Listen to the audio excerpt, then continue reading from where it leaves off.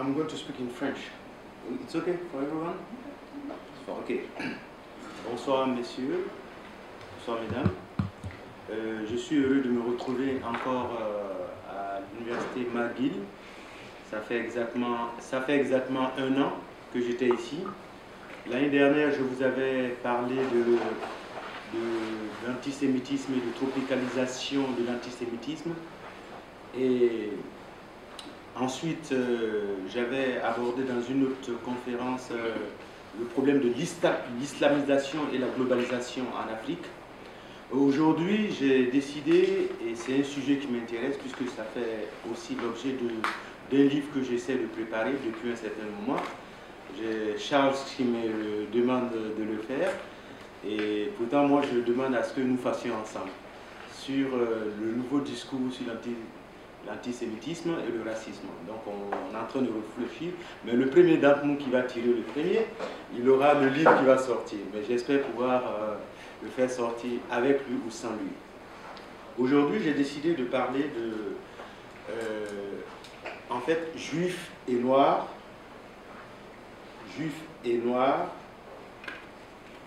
chez Jean-Paul Sartre et Alain Badiou, qui sont deux philosophes français,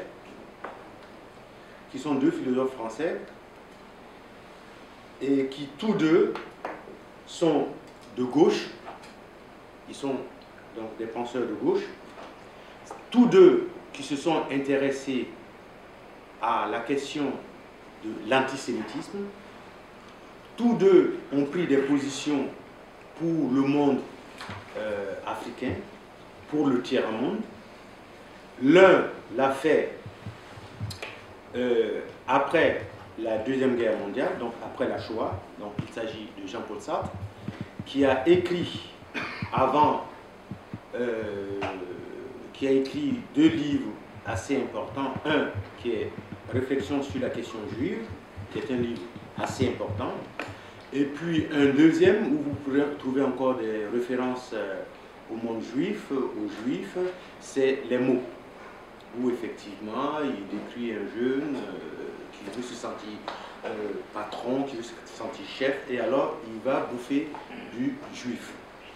Quant au deuxième, qui est encore contemporain, qui vit encore, donc Jean-Paul Sartre, donc il a fait sa première conférence en 1948, Alain Badiou, il vit encore. Il a écrit deux livres dont je ne serai que d'un seul. Il a écrit le premier livre, Portée du mot juif. Portée, ça veut dire l'écho, la résonance, la signification, les différentes significations du mot juif. Et ça a été écrit en 2005.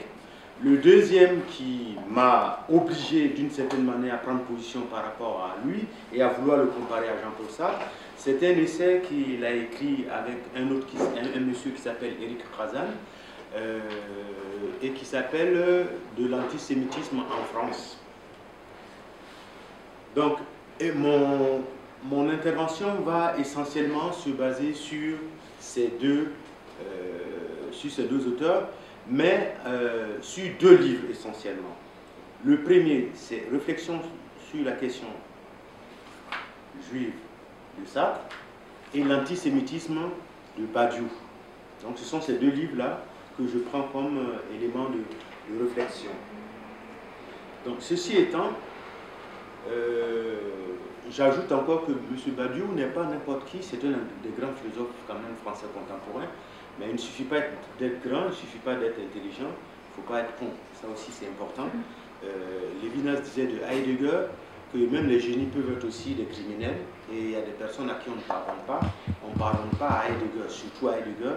Et quand un homme est un penseur qu'il est grand, il doit avoir ce que moi je développe dans ma vision et dans mes théories philosophiques, et que je suis en train de travailler là-dessus par rapport au racisme et à l'antisémitisme. Ce que je développe s'appelle la responsabilité scripturale. Lorsqu'on est un grand homme comme Jean-Paul Sartre, lorsqu'on est un grand homme, un grand monsieur comme Heidegger, lorsqu'on est un grand monsieur comme Badiou, il y a des manières de penser, il y a des formes de pensée, il y a des situations sociales où notre grandeur doit éblouir les autres pour une solution meilleure. Alors, je vais présenter ma conférence, ça va être plus rapide parce que je sais qu'il y a beaucoup qui sont pressés. Je vais faire une petite introduction. Ah, je vais très vite. D'accord. Juste moi, c'est pressé. Je vais d'abord présenter de façon générale ce que je veux dire. En deuxième temps, je vais faire des citations de Jean-Paul Sartre sur l'antisémitisme, sa définition de l'antisémitisme, les passages où il parle des Noirs et des Juifs. Et ensuite, je vais exposer après la définition de l'antisémitisme par Badiou. Et à partir de ces deux différences, vous verrez comment est-ce que Noirs et Blancs se situent à peu près dans leur pensée. Mais permettez-moi de commencer par un premier point qui est assez important et que vous devrez retenir. Pour ceux qui sont spécialistes sur les questions de globalisation, d'identité, du racisme et de l'antisémitisme, vous devrez le prendre comme un point cardinal. A very important point when you are studying racism and antisemitism. Vous devrez prendre ça comme un point cardinal. C'est-à-dire mettre en équation antisémitisme, racisme et civilisation occidentale. Et plus précisément, l'ontologie dans la civilisation occidentale. Mais ici, je parlerai de façon globale. Antisémitisme et racisme rampant, ordinaire, sont les clés de l'efficacité administrative, c'est-à-dire cette efficacité administrative qui refuse des visas, qui fait des arrestations, qui décide le boycottage d'Israël. Tout récemment, il y a des banques qui ont décidé en Europe de boycotter Israël, au niveau d'Israël. Donc, le racisme et l'antisémitisme sont des formes qui sont liées au psychisme occidental et qui versent dans le domaine public, donc au niveau des opinions, de la haine. Et comme c'est une haine qui vient en général d'intellectuels, comme c'est une haine qui vient en général d'un État prétendu démocratique et civilisé, alors cette haine devient légale, légitime. On peut se poser la question, pourquoi après la Shoah, pourquoi après 4 siècles et demi d'esclavage, l'Occident ne peut pas se défaire ou ne peut pas laisser librement ses victimes? Pourquoi elle s'affaire toujours à s'attaquer à ses victimes? Pourquoi est-ce que, encore, le mot peut être peut-être trop grand, trop lourd, mais je le pèse, je le dis, pourquoi encore elle persécute, elle ne laisse pas tranquille ces anciennes victimes qui sont encore de nouvelles victimes? Pour répondre à cette question, je m'inspire d'une phrase de Lévinas qui dit « Derrière toute ontologie, il faut trouver un impérialisme ». Donc je pense que la question de la permanence et surtout de la recrudescence de l'antisémitisme et du racisme aujourd'hui en Europe est liée à l'ontologie et à la conception que l'occidental se fait de l'être. Car l'antisémitisme et le racisme, formulés, défendus, répandus en Occident, relèvent de la question de l'être, de la personnification de l'être. Autrement dit, pour le dire dans un langage heideggerien, Heidegger dit que le Dasein est le berger de l'être. Donc pour comprendre pourquoi est-ce que le psychisme occidental est rempli d'une volonté d'expulsion, d'une volonté de limitation des autres altérités, c'est parce qu'elle a une conception de l'ontologie qui l'amène d'une certaine manière à intégrer et à rentrer dans un processus que j'appellerais non pas de civilisation des autres, mais de décivilisation des autres jusqu'à la barbarie. C'est pour ça, si nous prenons une des phrases de Jean-Paul Sartre, qui se trouve derrière à la première page de la question juive, il dit que l'antisémitisme est une passion pour la mort, une passion pour la mort portée à autrui. Ça, c'est très important. Et donc, un élément qui exige aussi une justification, bon, d'accord, si les Juifs ont des problèmes avec les Occidentaux, bon, si vous, les nègres, vous avez eu des problèmes avec les Occidentaux, mais comment est-ce que vous pouvez aujourd'hui, M. Koulibaly, Chalem, comment vous pouvez aujourd'hui mettre Juifs et Africains et Noirs dans une même conjonction, et puis essayer d'analyser qu'est-ce que l'Occident par rapport à ces deux peuples. Je vais vous dire une chose qui est assez importante. La conjonction que je mets entre juifs et africains ici, je préfère le mot nègre au sens où Aimé Césaire emploie ce terme.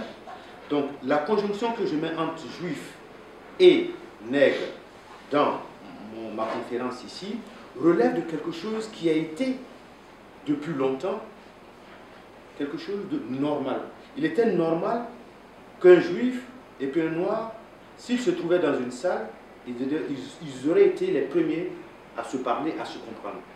Parce que c'était des personnes qui vivaient à peu près la même situation dans un contexte de l'histoire, surtout l'histoire moderne.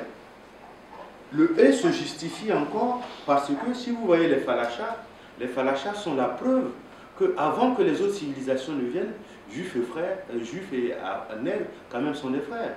La preuve, les falachas existent. Les falachas, on ne va pas me dire que c'est deux blancs qui ont fait des falachas. Donc si les falachas sont des parents de juifs, ils sont des juifs, donc ça veut dire qu'il y a longtemps, le « et », la conjonction « et » entre juifs et nègres est justifiée. La preuve, Israël a dû payer le Soudan, plusieurs pays pour pouvoir aller sauver les juifs éthiopiens de la famine et autres, les amener en Israël. Donc ce « et » est justifié. Mais ce « et » est justifié aussi par des auteurs contemporains, notamment par un auteur africain très important qui a lu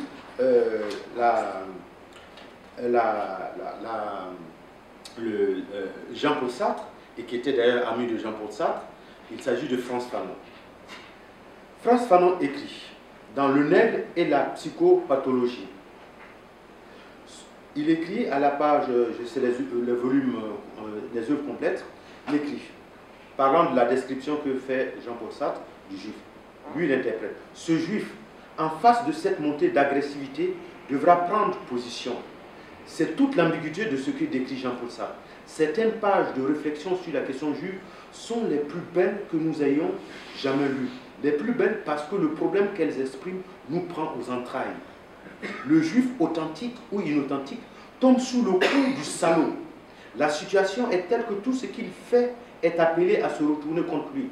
Car naturellement, le juif se choisit et il lui arrive d'oublier sa juiverie, ou de la cacher, ou de s'en cacher. C'est qu'il admet alors pour valable le système de l'arien. Il y a le bien et le mal. Le mal est juif, tout ce qui est juif est laid, et nous voyons plus juif. Je ne suis plus juif, abat les juifs. En l'occurrence, ce sont les plus agressifs.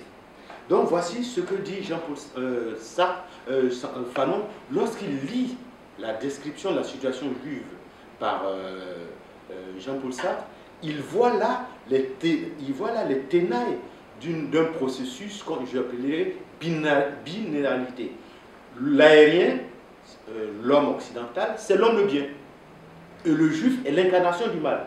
Donc Fanon dit, mais quand j'ai lu ça, ça m'a pris aux entrailles. Je reconnais dans ce que Jean-Paul Sartre décrit du juif, de sa situation par rapport à l'occidental. Je comprends alors qu'il soit authentique ou non authentique, il a les mêmes problèmes que moi. Tout ce qu'il fait de bien ou de mal se retourne contre lui. Donc, il y a ce « et » qui est justifié par les Africains, par l'histoire qui lie les mondes juifs et les mondes noirs, et je dirais encore qui est justifié encore par un auteur que j'aime beaucoup, qui est Aimé Césaire, qui était le patron de Frantz Fanon, par deux fois, dans le cahier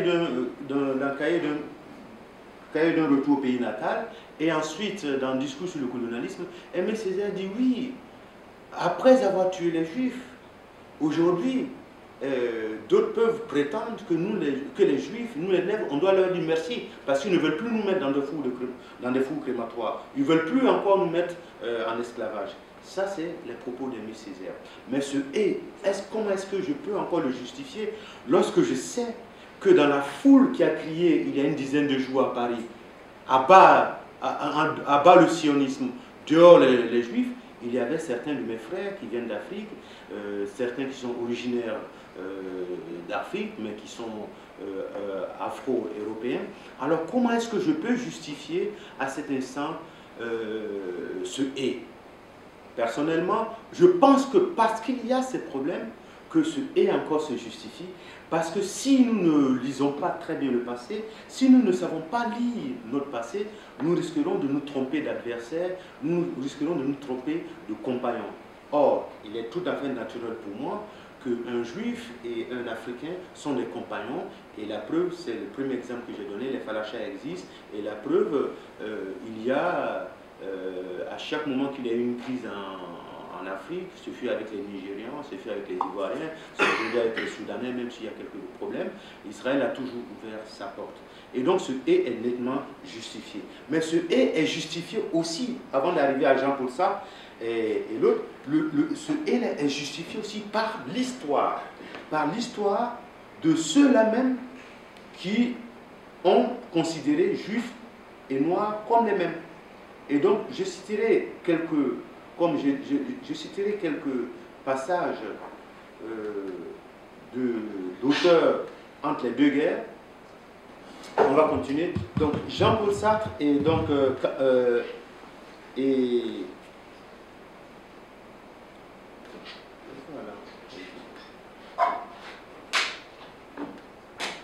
Jean-Paul Sartre et Badiou se sont attaqués donc au problème de la question juive.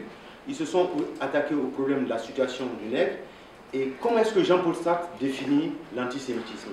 Je vais faire quelques citations juste pour vous donner, mettre dans le bain, pour que vous puissiez voir où va. Donc, qu'est-ce que l'antisémitisme? Dans la question juive, Jean-Paul Sartre écrit: l'antisémitisme est un choix libre et total de soi-même. Une attitude globale que l'on adopte non seulement vis-à-vis des hommes en général, de l'histoire et de la société, c'est à la fois une passion et une conception du monde. C'est une totalité syncrétique, retenez ça. C'est une totalité syncrétique qu'il nous faut à présent tenter de décrire. Voici comment est-ce qu'il décrit. Donc, l'antisémitisme, en termes techniques pour Jean-Paul Sartre, c'est un syncrétisme, d'accord? Et c'est une totalité syncrétique, et cette totalité syncrétisme comprend quoi? Comprend en général les structures de la société, donc ça veut dire soit on est bourgeois, on est prolétaire, on est ouvrier, donc c'est structuré comme ça. Et l'antisémite c'est quelqu'un qui choisit, c'est pas quelqu'un qui ça lui tombe sur la tête, comme on dit les dieux sont tombés sur la tête. Non, c'est un choix, c'est une vision du monde, c'est volontaire, ce n'est pas une maladie. You remember?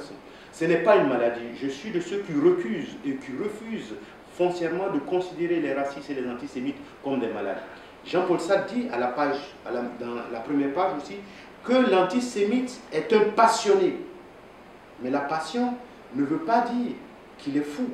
On peut être passionné d'une femme, on peut être passionné du livre, ça ne veut pas dire qu'on est fou. C'est un passionné. Et Jean-Paul Sartre ajoute que l'antisémitisme ne naît pas de l'ère du temps. C'est une réponse que l'antisémite veut donner à l'histoire, et notamment à l'histoire de la France.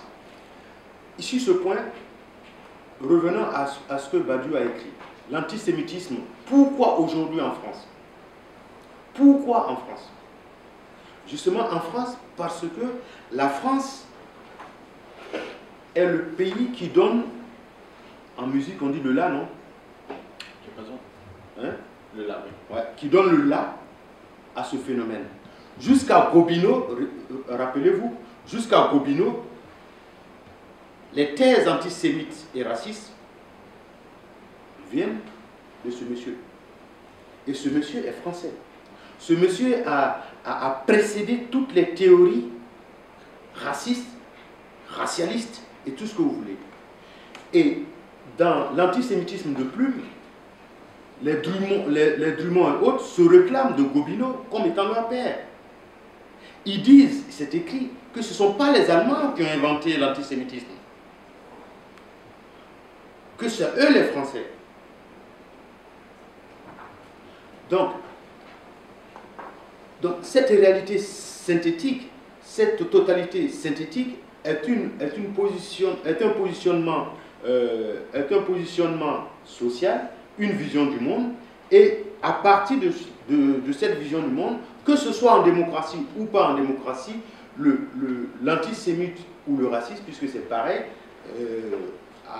avec quelques différences, il veut, en démocratie, et contre le pouvoir en place, il veut subordonner, il veut encadrer la vie de l'autre. Et c'est ce que dit Frantz Fanon ici. Quoi qu'il fasse, ça se retourne contre lui. Ça m'a fait rire, j'étais tout récemment à Ouagadougou. J'ai un ami qui me demande, mais pourquoi est-ce que les Israéliens s'en vont prendre les enfants à la frontière, les soldats syriens blessés et tout ça? Je dis, mais c'est parce que les Israéliens sont comme les Africains. Ils disent qu'il est préférable de faire le bien que de faire le mal. Et puis je dis simplement, les Arabes ne comprennent pas que, en fait, la dimension métaphysique d'Israël dépasse l'existence d'Israël. Israël est né et le temple était là et il sera là peut-être un jour pour effectivement toutes les nations. Donc qu'il soit laïque ou qu'il soit religieux, l'Israélien, s'il y a quelqu'un qui tombe devant sa maison, il ira le chercher, il comprend, il dit mais ça j'arrive pas à comprendre. Je lui dis avec le temps tu comprendras, laisse les journaux. Donc ici, l'antisémite, il a une autre vision, il a une autre métaphysique, il a une autre manière d'approcher les autres. Donc cet exemple que je viens de donner, c'est pour montrer quoi? Même encore, des hommes vont dire que les Israéliens protègent les enfants, sauvent les enfants à l'hôpital, parce qu'ils ont intérêt pour dire que demain vous devrez nous donner de l'argent. En fait, c'est ce que Frantz Fanon dit. Donc cette logique binaire, eux contre nous, vous êtes les juifs, vous êtes les autres, vous incarnez le mal, vous êtes les nègres, vous êtes les animaux. Donc ce rapport binaire est ce que veut l'antisémite. Et c'est pour ça que Jean-Paul Sartre finit par dire que l'antisémite ne se sent sujet que devant et en face du juif. Il écrit. Mieux encore, c'est en face du juif et du juif seul que l'antisémite se réalise comme sujet de droit. C'est-à-dire que, en fait, pour se sentir comme homme libre, il a besoin de cette opposition, de cette confrontation. Et ça va même très loin. Si le juif n'existait pas, l'antisémite l'inventerait, et encore, il l'inventerait, et encore, il combattrait même ce qu'il a imaginé. Donc, en un sens, dit Jean-Paul Sartre, en démocratie, en ce sens, l'antisémitisme en démocratie est une forme sournoise qu'on nomme la lutte du citoyen contre les pouvoirs. Interrogez quelqu'un de ces jeunes, dit Jean-Paul Sartre, turbulents, qui enfreignent placidement la loi et se mettent à plusieurs pour frapper un juif dans une rue déserte. Il vous dira qu'il souhaite un pouvoir fort qui lui ôte l'écrasante responsabilité de penser par lui-même. La République étant un pouvoir faible, il est amené à l'indiscipline par amour de l'obéissance. Ce que Jean-Paul Sartre a écrit il y a quelques années, il y a 10 jours de cela, on a entendu dans la manifestation, on dit quoi? Sionisme dehors, les juifs dehors de la France, c'est-à-dire tous ces manifestants, et ça c'est ça qui est extraordinaire dans cette manifestation, des gars d'extrême gauche, des gars d'extrême droite, des gars qui sont des idéologies mais vraiment opposées, qui se sont retrouvés ensemble en demandant à l'État de prendre des positions contre les Juifs. Et là, c'est dangereux, parce que lorsque des différentes factions aux idéologies opposées se mettent ensemble et forcent l'État, si la barrière de l'État qui est censée protéger chaque individu tombe, nous sommes pas loin de nous trouver dans une situation qui serait semblable à d'il y a quelques années, c'est-à-dire entre les deux guerres. Ça, c'est très important. Et ici, vous, en Amérique latine, je dis en Amérique latine, en Amérique du Nord, vous ne vous rendez pas compte de la situation réelle de l'antisémitisme. Vous voyez à travers la télévision, à travers les journaux, mais la réalité, c'est qu'aujourd'hui, si vous suivez les gars sur Internet, et ça, je le fais avec des amis souvent, mais si vous suivez les forums, il y a des personnes qui s'arment, qui sont prêtes, qui s'arment. Et vous vous rappelez des jeunes africains, vous vous rappelez des jeunes arabes à la rue de Rosiers, j'avais fait une conférence là-dessus, qui allait dire que nous allons manger du nègre. Et ces jeunes Mera, autres qui vont tuer gratuitement, ça veut dire qu'aujourd'hui, avec la manifestation qu'il y a eu il y a une dizaine de jours, et ils veulent la remettre encore, lorsque des idéologies différentes se situent, c'est ce que Jean-Paul Sartre appelle une totalité syncrétique. Eux, ils sont la petite classe, ils sont soit bourgeois, ils sont soit ouvriers, ils sont soit prolétaires, alors eux veulent défendre leur pain. Et là, c'est dangereux. Et vous devrez porter plus attention à ces phénomènes-là. Et en concernant le racisme, de même qu'il y a un retour de l'antisémitisme en France, et pour cause, de même, il y a un racisme, mais ambiant, comme je l'ai dit en introduction, rampant, officiel, administratif, qui utilise tous les moyens pour exclure les Noirs, pour les freiner aux frontières de la France et pour faire d'eux, effectivement, pratiquement des citoyens de seconde zone. Mais ça, je dirais, ça c'est un problème franco-français. Mais jusqu'à des présidents qui vont à exclure les Noirs de l'histoire, ça c'est dangereux. Ça veut dire que le racisme, excusez-moi, est devenu quelque chose, une monnaie courante. Comme j'avais fait une conférence, j'ai dit aujourd'hui, de l'antisémitisme, chacun voudrait en consommer, comme on va acheter dans un supermarché un élément de la modernité. Donc c'est très dangereux, et cette réfugiée, vous ne la voyez pas, vous ne vous rendez pas compte qu'effectivement, le nouvel antisémitisme qui se trouve aujourd'hui développé en France est le même et plus sournois, plus dangereux que celui qui était entre les deux. Avant, Hitler a pris des millions, il est allé les gazer, et aujourd'hui, ça serait des meurtres sur le long terme. Ça serait des meurtres sur le long terme. Du côté du racisme, ça serait toujours des morts individuelles, c'est-à-dire on pousse des hommes jusqu'au désarroi. Et vous devrez vous en rendre compte. Donc, comment est-ce que Jean-Paul Sartre finit par considérer l'antisémitisme par rapport à ceux qui sont de gauche et qui veulent une société et qui veulent défendre les intérêts de leur société, de leur république? Jean-Paul Sartre dit: destructeur par fonction, sadique au cœur pur, l'antisémite est au plus profond de son cœur un criminel. Page 53. Ce qu'il souhaite, ce qu'il prépare, c'est la mort du juif. Certes, tous les ennemis du juif ne réclament pas sa mort au grand jour, mais les mesures qu'il propose et qui, toutes visent à son bannissement, à son humiliation, sont des succédanés de cet assassinat qu'ils méditent en eux-mêmes. Ce sont des meurtres symboliques. Ça, c'était en 1948 qu'il écrivait ça. Aujourd'hui, Mera n'a pas commis un meurtre symbolique. Les attentats ne sont pas des meurtres symboliques. La Shoah qui s'était passée juste 3 ans avant cette conférence, ce n'était pas un crime symbolique. Et aujourd'hui, nous ne sommes pas en face des antisémites qui vont se contenter de meurtres symboliques. Donc il y a un cran dans ce qui s'est passé. Donc, qu'est-ce qu'on peut retenir de la définition de l'antisémitisme de Jean-Paul Sartre? Si vous lisez la question juive, ce qui est intéressant, même quelles que soient les erreurs d'analyse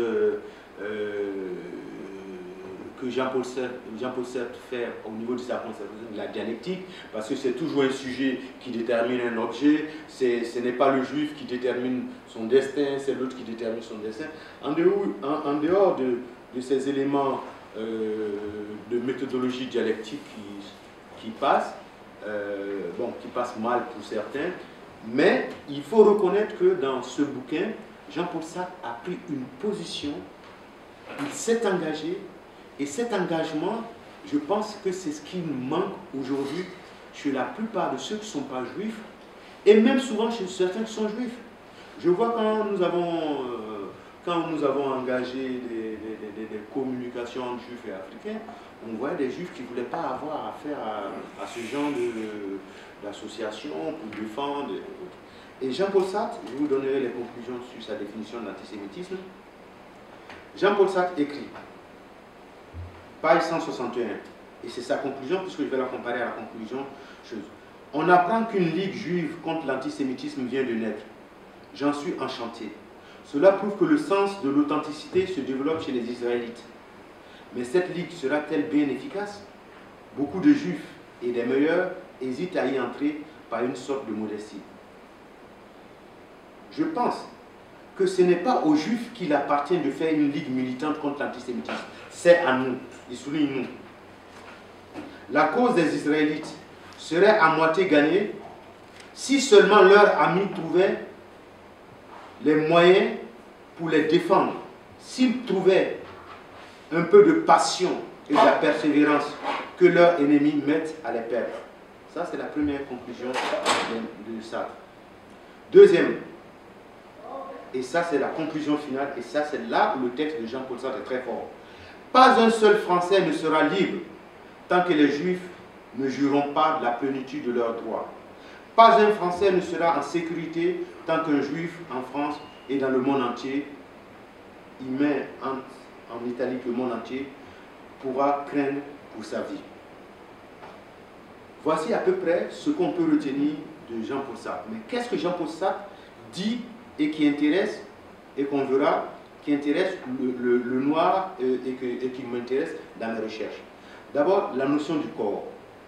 Le corps. L'un des points sur lesquels, là j'ai donné un point ici, qui est une forme de métaphysique de l'occidental qui, à chaque moment, même si tu fais bien, il va te dire c'est mal, si tu fais mal, il va te dire c'est très mal. Donc, Jean-Paul Sartre écrit, il y a un dégoût du juif comme il y a un dégoût du chinois ou du nègre chez certains gens. Et ce n'est donc pas du corps que naît cette repulsion, puisque vous pouvez fort bien aimer une juive si vous ignorez sa race. Mais elle vient du corps par l'esprit. C'est un engagement de l'âme, mais si profond et si total qu'il s'étend au physiologique, comme c'est le cas de l'hystérie. Et à la fin, Jean-Paul Sartre dit, il cite Richard Wright, il dit, donc, question, il dit, Richard Wright, ça c'est Jean-Paul Sartre qui écrit, Richard Wright, l'écrivain noir, disait aux États-Unis, il n'y a pas de problème noir aux États-Unis, il n'y a qu'un problème blanc. Nous dirons de la même façon que l'antisémitisme n'est pas un problème juif, c'est notre problème, il souligne encore notre. Puisque nous sommes coupables et que nous risquions d'en être nous aussi des victimes. Il faut que nous soyons aveugles pour ne pas voir que c'est notre affaire au premier chef. Donc, ici, en fait, le problème du corps, c'est-à-dire quand on voit un nègre, il est repoussant. Quand on voit un juif, ou quand on arrive à détecter qu'il est juif, tout ça, il est repoussant. En fait, c'est toute la problématique de la sexualité, autrui et sexualité. Le corps comme organe, comme chose que je peux utiliser. Et c'est cette problématique que Jean-Paul Sartre ici aborde et que Frantz Fanon développe en prenant le derme de la peau du nègre et qui ici, qui est chez dans l'analyse sartraine, il s'agit du fait d'une repulsion qui est psychique, puisque le gars il rencontre une belle fille. Bon, elle n'a pas le nez épaté, donc elle n'est pas juive, d'accord, elle n'est pas juive, alors. Et puis à un moment, elle dit non, je suis juive. Automatiquement, il y a une repulsion. Et donc, Jean-Paul Sartre appelle ça, ce n'est pas comme on nous a tapé, non.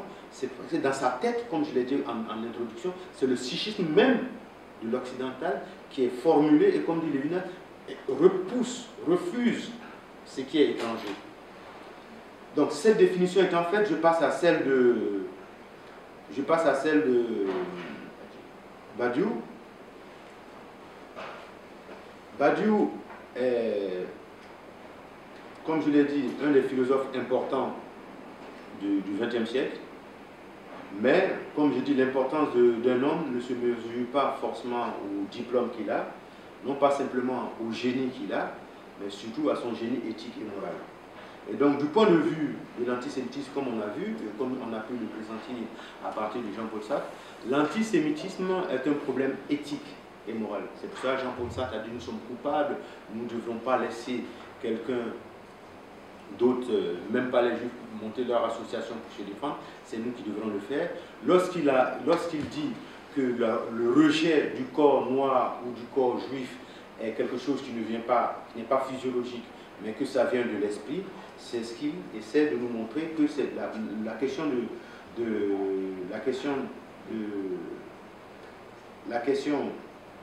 l'antisémitisme comme du racisme est une question donc éthique.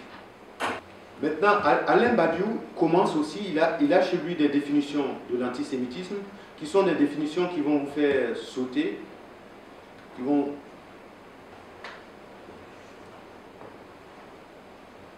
vous faire sauter parce que ce n'est pas la même approche. Ce n'est pas la même approche. C'est une approche qui se veut un peu plus musclée et qui utilise autrement que Jean-Paul Sartre. Le rapport du noir à la société française. Donc Badiou dit que en fait l'antisémitisme est une fabrication du juif. Donc première définition, il appelle ça un fantasme.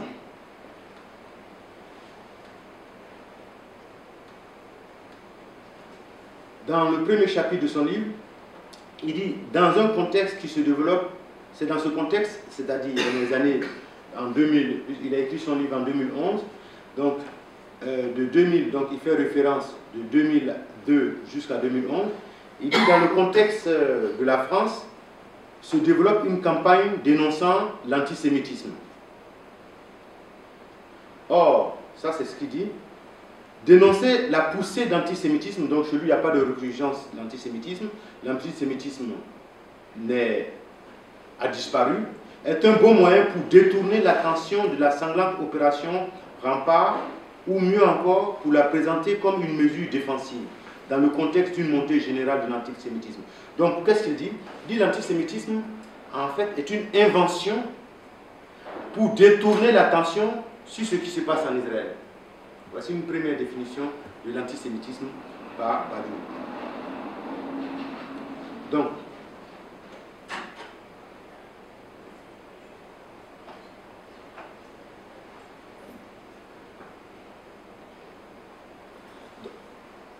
il dit, mais les initiateurs et les militants de cette campagne, peu importe l'ampleur réelle de cette vague, l'impulsion était donnée.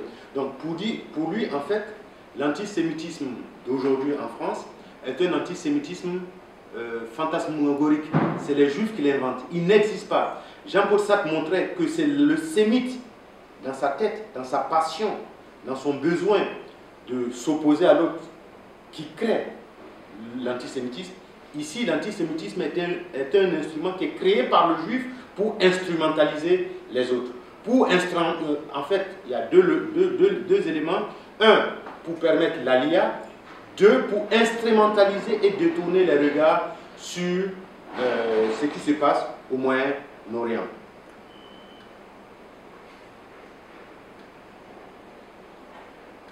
Badiou dit encore que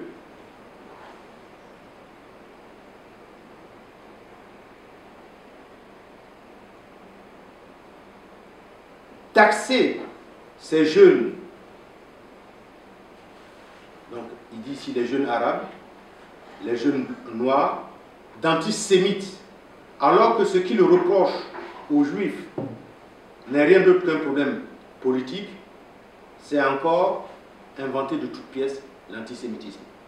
Donc vous voyez deux définitions différentes et deux approches du noir et du juif différemment. Chez Jean-Paul Sartre, le noir et le juif étaient mis dans la même condition. Il y a un « et » qui les liait. Chez Badiou, il y a le « et » qui disparaît. Ils sont mis en opposition.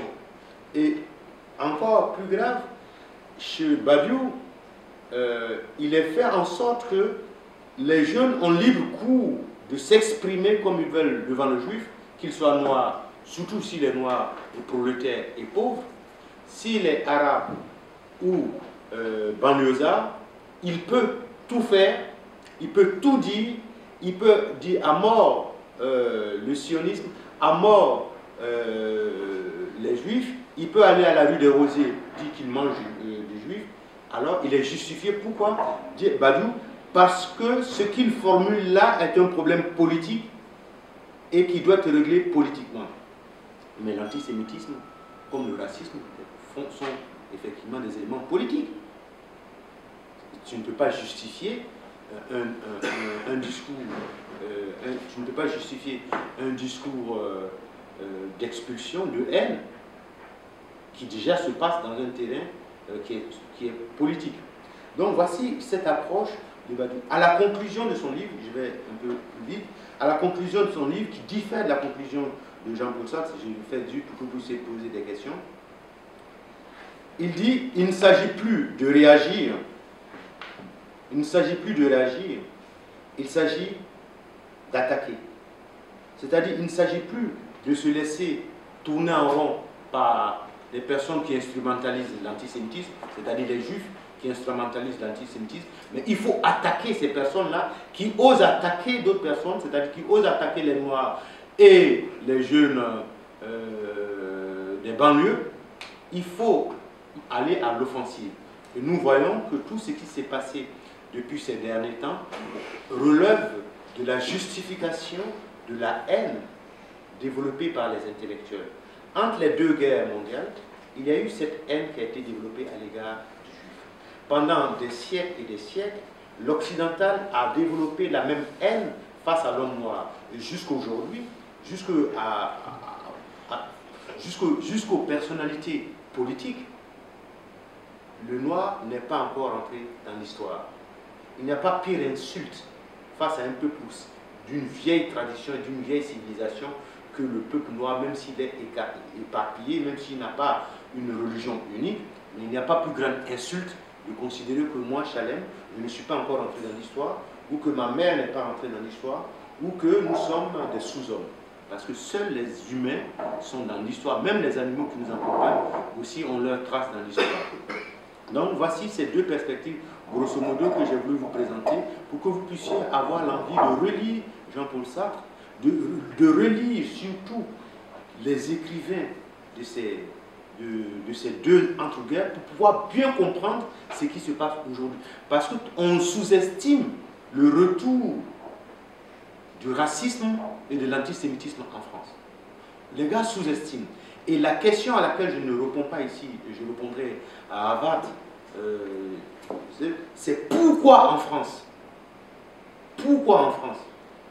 Je vais te donner, j'ai suggéré un élément, parce que la France, dans le là, en beaucoup de matières, et notamment dans la haine des autres, dans cette forme de spiritualisation du racisme et de l'antisémitisme, les écrivains français ont été les premiers, de loin beaucoup défensifs. Quant à l'expulsion des uns et des autres, tous les pays européens occidentaux l'ont fait. Et vous, qui êtes en Amérique, vous devrez être plus conscient de ce qui se passe. Et que ce qui se passe dans les mois qui vont venir, ça ne se passera pas en termes simplement de conférences, ça ne se passera pas en termes de grève. Ça peut se compter en termes de vie. Parce que si vous suivez les forums, il y a des personnes qui sont prêtes à passer à l'acte, qui sont prêtes à s'armer. Et des groupuscules qui frappent des Noirs dans la rue. Mais ils crient ensemble. Donc j'espère avoir justifié, donc je reprends ma conclusion, j'espère avoir... Vous m'excusez, mais je vais partir, mais j'apprécierais si demain on puisse parler. D'accord. Donc je fais une conclusion de ce que j'ai dit. Donc j'ai essayé de vous montrer, en fait j'ai essayé d'attirer votre attention sur les enjeux actuels du racisme et de l'antisémitisme en France. Je suis parti à partir de la question suivante. Pourquoi est-ce que l'occidental est-il raciste et antisémite? Je vous ai dit que pour répondre à cette question, il faudrait aborder la question de l'être, de l'ontologie. Voir comment est-ce que l'occidental interprète le terme ou le concept d'être. Et que peut-être l'une des choses, et c'est le premier tiret que je dis, peut-être l'une des choses, c'est qu'il personnifie l'être. L'être, c'est eux. Et l'être ici, c'est l'être transcendant, c'est-à-dire qui est l'égal de Dieu. Donc ça, c'est la première raison.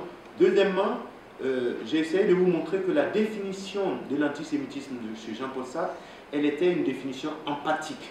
Jean-Paul Sartre a essayé de faire mea culpa pour sa civilisation, pour sa race, pour le bourgeois qu'il était. Et Jean-Paul Sartre a essayé de prendre position pour quelqu'un qu'il considérait comme victime. Et dans cette prise de position, Jean-Paul Sartre a montré que les Juifs et les Noirs, d'une manière, étaient haïs de la même manière, soit par leur corps, soit par leur seule présence, soit par ce qu'ils font. Je vous ai montré qu'un bon lecteur et ami de Jean-Paul Sartre, Frantz Fanon, a compris que ce texte-là de Jean-Paul Sartre, parlant des Juifs, décrivant leur situation, correspondait d'une certaine manière à la situation de l'Africain. L'autre point que j'ai essayé d'aborder sur la définition de Badiou, je suis allé très vite pour vous laisser poser des questions. Badiou définit l'antisémitisme comme étant un élément fantasmagorique. Ce n'est pas l'occidental qui crée l'antisémitisme, c'est le juif qui crée l'antisémitisme pour faire quoi? Pour faire diversion par rapport à ce qu'il fait aux pauvres palestiniens. Pour faire quoi? Pour faire monter des juifs, pour faire des aliyahs. Et donc, par conséquent, pour lui, l'antisémitisme est une création fumeuse de l'homme juif. Et finalement, le noir et le juif, chez Badiou, ne sont plus mis ensemble comme des êtres qui peuvent travailler ensemble du fait qu'ils ont une partie de leur histoire commune et qui est plus loin, qui précède de loin la civilisation occidentale. Je vous ai parlé des Falachas, ça remonte depuis au moins le premier temple. Et si en 1984, l'État d'Israël est venu payer de l'argent pour aller les ramener chez eux, c'est que depuis le premier temple au monde jusqu'à aujourd'hui, les Juifs et les Noirs sont dans l'histoire il y a longtemps. D'accord? Vous êtes d'accord avec moi? Donc finalement, ce que j'ai essayé de vous montrer, c'est que, en fait, et ça c'est la conclusion que je prends chez Jean-Paul Sartre, en fait, la question de l'antisémitisme n'est pas la question du juif. Comme la question du racisme, ce n'est pas le problème du juif, ce n'est pas le problème du noir, c'est le problème de l'Occident. Parce que s'ils continuent à jouer avec l'antisémitisme, s'ils continuent leur racisme, c'est une société qui va disparaître. Ça, j'en suis certain. Merci. Thank you very much, Shalom. Merci beaucoup.